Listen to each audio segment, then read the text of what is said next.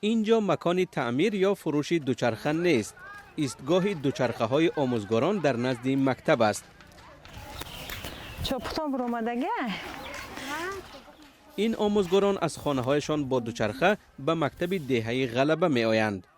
صناعت مجیدова آموزگار از ناحیه دوستی می گوید که دوچرخه دستیاری مهمش در زندگی شده است.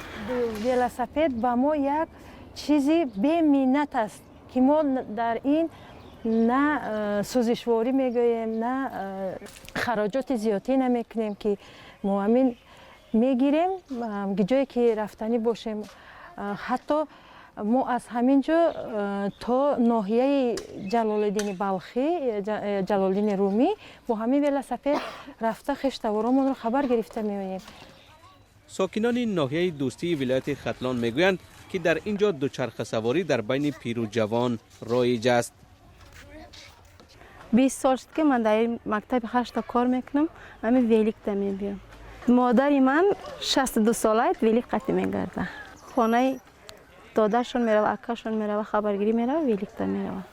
دوچرخه سواری به فرق از دیگر ناحیه های جنوبی تاجیکستان در ناحیه دوستی زیاد است. صالح محمد بیکوف کارمند هفته‌نامه ناحیه سالهاست که دوچرخه سواری میکند.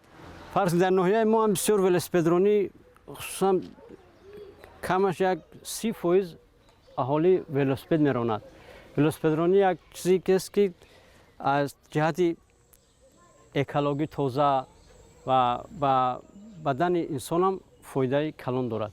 در ناحیه ما فصل بهار ماهای مرد ماراتون ولاسپدرانی گذرانده می شود که زیاده از 150 تا 200 نفر آدم اشتراک میکنند.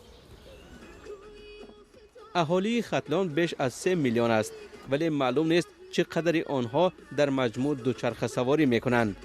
در مرکز ولایت سامانبک به تولید دوچرخه ها آغاز کرد. اقتدار سالانه کارگاه 10,000 دوچرخه بوده است. چند سال پیش گروه از دوچرخه سواران از مسئولین تقاضا کردند که یک روز ماشین خود را گذاشته و با دوچرخه به کار آیند ولی پاسخ زیادی نگرفتند. در جامعه تاجیکستان راهبرانی که دوچرخه سواری میکنند مشاهده نمیشوند.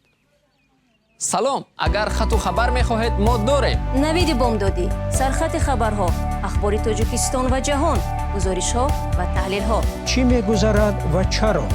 دانستن فهمیدن است. زمینه یا اپ ما را بگیرید.